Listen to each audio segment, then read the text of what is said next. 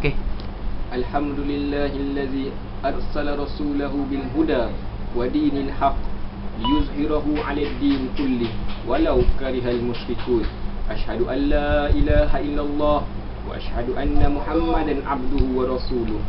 Allahumma salli wa sallim wa barik ala sayyidina Muhammad wa ala alihi wa ashabihi wa man tabi'ahum bi ihsanin ila yaumiddin. Amma ba'd. Fa ya ibadallah ittaqullah haqqa tuqatih wa la tamutunna illa wa antum muslimun. Sidang jemaah yang dirahmati Allah sekalian, saya berpesan dengan diri saya dan juga para jemaah sekalian agar kita benar-benar bertakwa kepada Allah Subhanahu wa taala dengan menjunjung segala perintahnya dan menjauhi segala larangannya. Semoga dengan itu kehidupan kita senantiasa di bawah lindungan Allah Subhanahu wa taala. Tajuk khutbah kita pada hari ini ialah taksub yang melampau. Allah Subhanahu wa taala berfirman di dalam Al-Quran, "Wala tarkanu ilal ladzina zalamu fatamassakumun nar wama lakum min dunillahi min awliya summa la tunsarun." Maksudnya, dan jangan kamu cenderung kepada orang-orang yang zalim, nescaya kamu akan disambar oleh api neraka.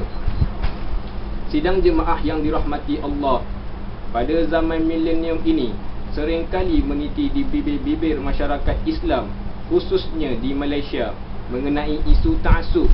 Dan sebenarnya isu ta'assub ini sudah lama muncul, namun pada ketika ini ianya menjadi salah satu isu yang kritikal. Hal ini kerana masyarakat Islam di Malaysia terlampau ta'assub kepada sesuatu perkara seperti keagamaan, kenegerian dan sampai pada tahap bidang sukan.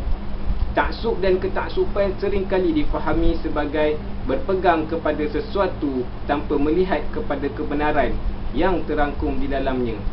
Perkataan fanatik kerap digunakan untuk menggantikan perkataan ta'assub. Perkataan fanatik mengikut Kamus Besar Bahasa Melayu bermaksud ta'assub, tegar hati, kuat pegangan, kuat keyakinan dan kuat kepercayaan. Fanatisme pula ialah kepercayaan yang sangat kuat, terlampau kuat atau kepercayaan yang kuat. Fanatik juga didefinisikan sebagai seseorang yang menunjukkan kegairahan yang melampau dan kegigihan terhadap ketaatan membabi buta, khususnya terhadap beberapa perkara kontroversi. Biasanya, seseorang itu menyeru terhadap pegangannya secara bersemangat dan ia adalah suatu desakan tanpa alasan dan tanpa tolak ansur. Sidang Jumaat yang dirahmati Allah sekalian, masyarakat Islam pada ketika ini berdepan dengan banyak sikap ta'assub, sama ada ta'assub dari sudut politik, sosial, ekonomi dan lain-lain. Ta'assub dengan parti politik akan membuat pendukungnya mentakwilkan atau mempositifkan tindakan pemimpin, walaupun tindakan tersebut nyata salah dan membawa kerugian pada umat. Perkara ini seringkali berlaku di kalangan masyarakat Malaysia pada masa ini. Ta'assub kepada individu pula, namun memuliakan individu sama ada guru atau orang-orang soleh adalah dibenarkan, tetapi mungkin juga membuatkan seseorang itu mendewa-dewakan individu tersebut, dan pendewaan inilah yang ditolak.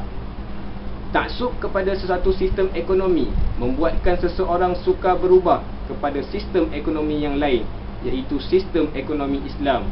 Golongan ini lebih selesa dan ta'assub dengan sistem ekonomi konvensional dan unsur ribawi, sehingga memandang sinis kepada sistem ekonomi Islam. Dari sudut sosialnya, sejarah peradaban Islam kerap membentangkan adanya budaya ta'assub mazhab di kalangan umat Islam. Pada tahap itu, pengikut-pengikut setiap mazhab bertelingkah mempertahankan mazhab masing-masing sehinggalah berlakunya pertelingkahan dan perpecahan. Namun telah berlaku kematangan sehingga ummah boleh menerima perbezaan pendapat dari sudut amalan-amalan fiqh. Hasilnya, ummah dapat melihat berlakunya kematangan dan setiap mazhab fiqh bertolak ansur terhadap perbezaan amalan-amalan fiqh di tengah-tengah masyarakat. Lebih membimbangkan sekiranya ketaksuban golongan ini membawa kepada menganggap wajib memerangi perbezaan pandangan tersebut. kerana perbezaan amalan fiqh tersebut adalah sesat dan kedudukannya adalah mesti diperangi kerana ia setaraf dengan ijma' para sahabat, iaitu kewajipan memerangi golongan yang tidak membayar zakat. Sidang Jumaat yang dikasihi Allah sekalian, ta'assub tidak sama dengan masuk taat. Ta'assub adalah sifat taat yang melulu tanpa pedoman ilmu dan petunjuk Allah Subhanahu Wa Taala. Ia bercampur dengan emosi, kebencian dan dendam kesumat terhadap yang lain. Ia merasakan tokoh yang dipujanya adalah segala-gala, hingga kadang-kadang menganggapnya maksum, sehingga mempeleceh orang lain yang seagama sebagai kafir dan jahiliah. Golongan ta'assub ini amat berbahaya bagi Islam dan umatnya kerana ia mengambil sikap memihak.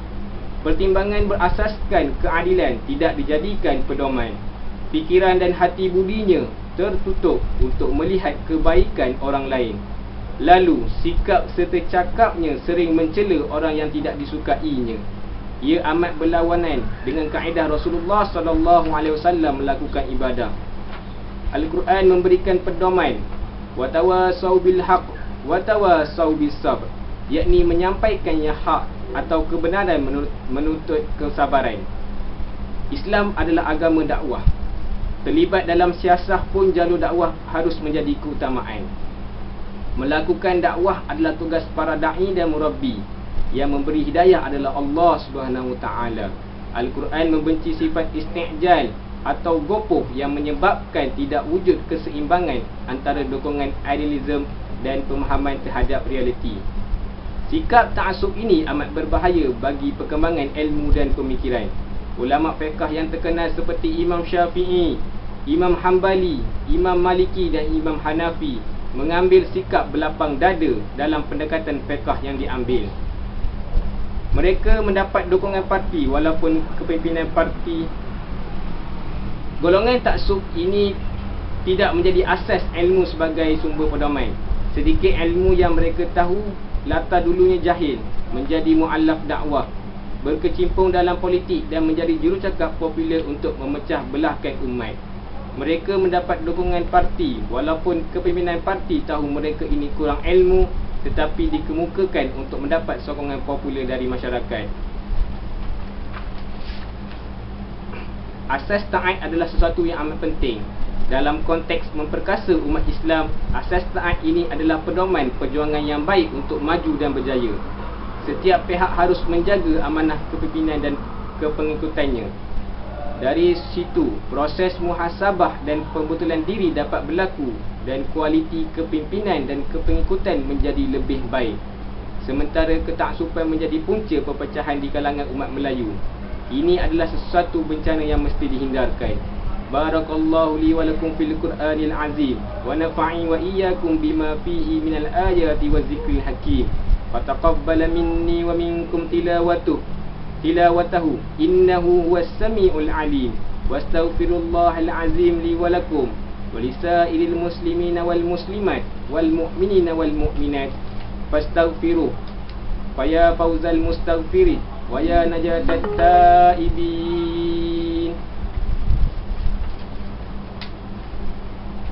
Alhamdulillah ya hamdan katsiran kama amar. Ashhadu an la ilaha illallah wahdahu la syarika lah wa ashhadu anna sayyidina Muhammadan abduhu wa rasuluh. Allahumma salli wa sallim ala sayyidina Muhammad wa ala alihi wa ashabihi ajma'in. Amma ba'd, fa ya ibadallah ittaqullah min sima'il lagwi wa fadlul khabar wantahu amman nahakum anhu wa zajar. Wa qala ta'ala fil Qur'anil Karim, innallaha wa malaikatahu yusalluna 'alan nabi ya ayyuhallazina amanu sallu 'alaihi wa sallimu taslima. Allahumma salli wa sallim ala sayyidina Muhammad wa ala alihi wa ashabihi ajma'in. Wardallahumma 'anil khulafa'ir rasyidin sadatina Abi Bakr wa Umar wa Utsman wa Ali wa an baqiyati sahabatil qarabati wat tabi'in wa man tabi'ahum bi ihsani ila yaumiddin.